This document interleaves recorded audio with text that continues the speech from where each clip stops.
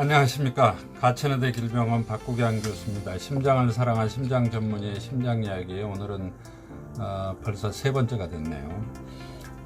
제 강의가 두 번째까지 몇 분이 보시더니 세상에 이렇게 졸리는 강의는 처음 봤다고 하는 분들이 계셔서 참 저도 굉장히 난감하고, 어떻게 하면 재밌게 여러분들의 강의를 해드릴까 이렇게 고민이 돼서 오늘 나왔습니다만, 제가 학생들 앞에서 강의를 하고 이렇게 강의를 재밌게 하는 스타일인데, 뭐 유튜브 강의를 지금 카메라 앞에서 저 혼자 이렇게 떠들고 이렇게 있다 보니까 강의가 좀 재미없게 되고, 좀 필요 없는 무슨 잡음도 들어가고 이런 것 같습니다. 용서해 주시기 바라고, 저도 재미있게 하려고 애를 쓰도록 하겠습니다. 근데 이게 강의 제목이 사실은 심장 이야기고 좀 심각한 이야기고, 너무 전문성이 있다 보니까, 또 전문적인 분야에 오래 있다 보니까 강의 자체도 심각하고 내용도 심각하고 저도 얼굴이 좀 심각하게 나온 것 같아서 죄송합니다.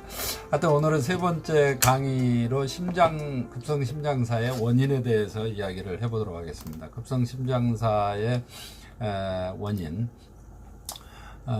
급성심장사의 원인은 이제 뭐 여러 가지가 있죠. 여러 가지가 있는데 뭐 아주 복잡한 그런 것들은 뭐 있습니다만, 대부분은 한 80% 정도는 심장으로 가는 혈관이 막혀서 생기는 심장혈관 협착 또는 폐쇄증입니다. 이게 이제 협심증으로 나타나기도 하고 또 심근경색증으로 나타나기도 하죠. 협심증은 뭐 가역적이다. 심장의 근육이 썩어버리는 게, 또 심근경색증은 비가역적이다. 아예 폐쇄가 협착이 진행이 돼서 혈류를 재개를 해도 그 부위는 다시 근육이 살아나지 않는, 이런 거를 심근경색증이라고 하는데, 급성심장사의 80% 정도는 관상동맥이 폐쇄 또는 협착에 의해서 생기는 것이다. 대부분이 또 동맥경화증이죠. 그래서 그런 거고, 한 20% 정도 뭐 나머지는 예를 들어서 유전적으로 심근이 약해진 병, 심근증이라든지, 또 가족적으로 심근병이 있다든지 뭐 이런 것들이 있을 수 있어요. 또 부정맥이 있을 수 있고, 또 아주 전문적인 용어기는 합니다만은 WPW, 부르가다 증후군 뭐 이런 것들이 있을 수 있습니다. 그런 것들을 여러분들이 다 아실 필요는 없고, 한 80% 정도는 심장으로 가는 혈관이 막혀서 생기는 거다. 그거를 예방을 하면은 급성심장사를 피할 수 있는 것이죠. 심장도래사를. 그래서 이런 급성심장사의 80%가 관상동맥이 협착이 돼서 나타나는 것이고, 이 관상동맥 협착이 나타나서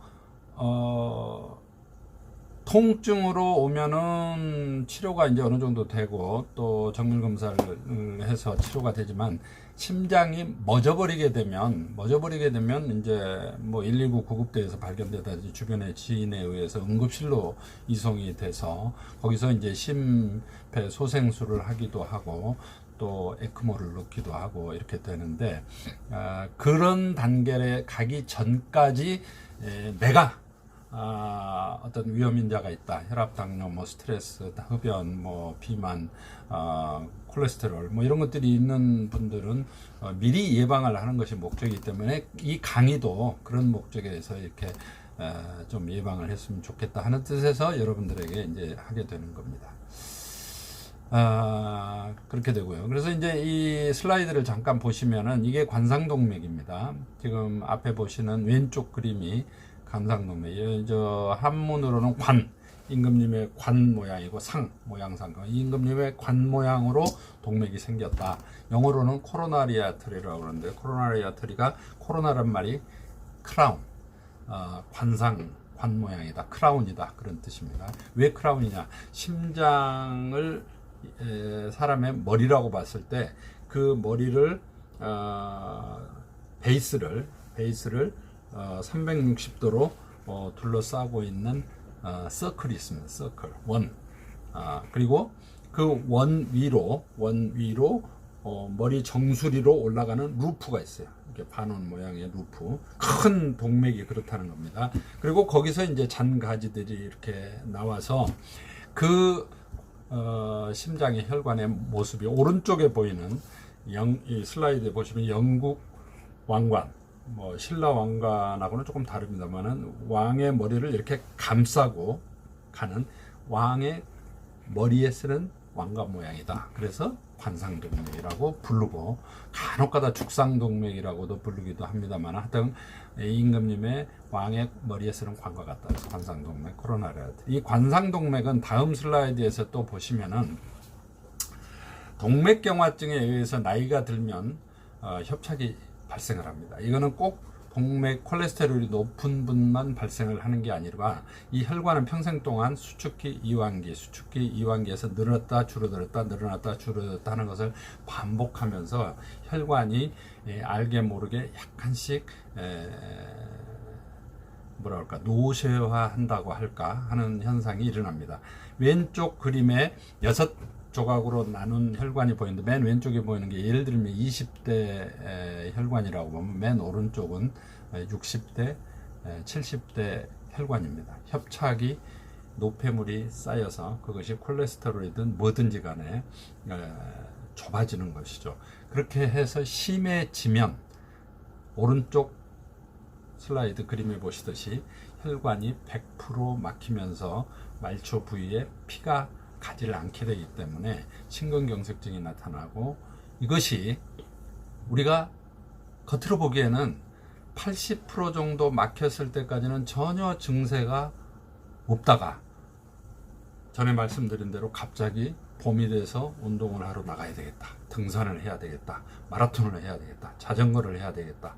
축구를 해야 되겠다. 하다가 이 좁아진 혈관이 피가 내가 도저히 못 견디겠다 심장이 그러면 엔진이 멈춰버리는 것이죠. 그래서 급성사로 나타날 뿐이지 그 원인은 바로 이런 혈관이 좁아져 있던 것을 모르고 있었다 하는 것이 문제입니다. 그래서 이걸 예방을 하자 이건데 이런 동맥경화증이 고혈압, 당뇨, 콜레스테롤, 스트레스, 흡연 그래서 이런 위험인자가 있을 때는 더 빨리 나타나는 것이고 동맥경화증의 위험인자가 없어도 나이가 들면 나타날 수밖에 없는 것이 심장혈관, 뇌혈관, 우리 전신의 혈관이죠. 그래서 이런 것들이 이렇게 나타난다.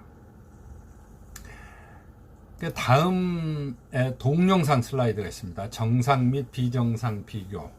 왼쪽 관상동맥 한번 예를 볼까요? 왼쪽 이 슬라이드의 왼쪽을 보시면은 정상 관상동맥인데 여러분이 보시다시피 왼쪽 관상동맥, 좌 관상동맥 입구에 카테터를 넣고 조영제를 넣어서 촬영을 심장이 뛰고 있는 상태에서 이렇게 하면은 누가 봐도 전문가가 아니래도 혈관이 인삼뿌리까지 막 잘 가고 있는 걸 볼 수가 있습니다. 오른쪽을 한번 볼까요? 이거는 이제 보세요.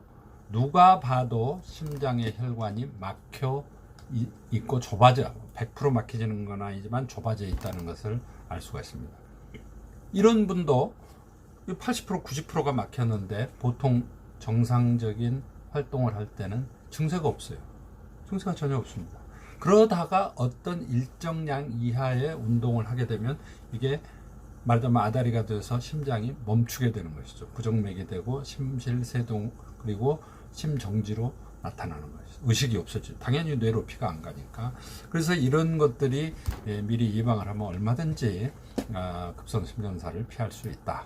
자, 오른쪽을 한번 볼까요? 아까는 왼쪽이었고 오른쪽 심장 정상을 한번 보시겠습니다. 이것도 역시 마찬가지로 입구에 넣고 조영제를 넣고 움직이는 심장을 촬영을 했을 때 아주 혈류가 잘 가고 있는 걸 볼 수가 있습니다.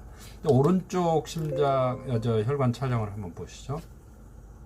이분은 뭐 전직 장관까지 하셨던 분인데 나는 뭐 서울에서 큰 병원에서 건강검진도 받고 전혀 문제가 없다. 그래서 또 제가 한번 받아보십시오.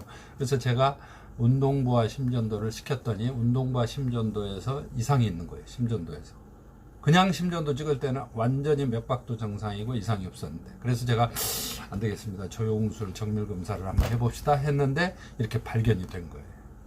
이분 스텐트로 이제 치료해서 지금까지도 건강하게 80 넘어서 살고 계시는데 이렇게 심장은 갑자기 전혀 증상이 없는데 이렇게 심각하게 협착이 있을 가능성이 굉장히 많다. 이런 분이 갑자기 운동을 어느 한계 이상으로 하게 되면 급성 심장사로 나타나는 것이죠. 그래서 이게 동맥경화에 의한 심장 협착이다. 이거를 이제 아시게 되고, 혈관 손상의 치유 과정을 한번 슬라이드로 한번 보겠습니다. 두 개가 이렇게 있는데 맨 위쪽 왼쪽에 보면은 뭐가 보이시죠? 아스팔트에 금이 간 게 보입니다. 심장 혈관도 거의 비슷한 과정으로 이게 손상이 오는데, 이제 수축기, 이완기, 수축기, 이완기 하다가 나이가 들면 혈관도 금이 갑니다. 이거를 뭘로 때우죠? 세멘트나 아스팔트로 이렇게 때우게 됩니다. 때워 봐야 비가 오고 눈이 오고 세월이 흐르면서 또 이렇게 누더기가 돼요. 혈관도 똑같습니다. 아래 실제 모양을 보시면 왼쪽에 늘어난 부분도 있지만 좁아진 부분이 이렇게 있고요. 왼쪽 아래 그림에 왼쪽이 협착이 있는 부위고 석회화가 되어 있고, 바로 석회화 협착 부위 있는 직전에 혈전까지 생겨 있습니다. 이거는 당연히 부검 케이스입니다. 돌아가신 분의 급성 심장사로. 그래서 넓어진 부위에서 좁아진 부위로 혈류가 가다가 혈류가 느려지니까 거기에 혈전이 생기는 것이죠. 그러니까 그 혈전 때문에 그렇지 않아도 협착이 있는 부위가 막히니까 100% 폐쇄가 돼서 사망을 하게 되는 겁니다. 그래서 이거를 막기 위해서 아스피린을 먹는 것이죠. 오른쪽 사진을 보면 이것도 역시 부검녀인데, 뇌동맥이 뇌경동맥 두 개로 나눠지는데, 그 사이에 협착이 석회화가 심해서 100% 막혀서 뇌경색으로 돌아가신 분입니다. 뇌경색으로 보시면 아시겠지만 오른쪽 아래 보시면은 석회화 그리고 동맥경화에서 100% 혈관이 막혀 있다는 걸 알 수가 있습니다. 자, 조금 전에 강의를 해서 알려드렸는데 퀴즈 나갑니다. 동맥경화증으로 인한 혈관 협착증은 심장혈관에만 발생을 한다. 맞을까요? 틀릴까요? OX 문제입니다. 답은 예, 그렇습니다. 뭐 너무 쉬우니까 다 맞췄겠죠.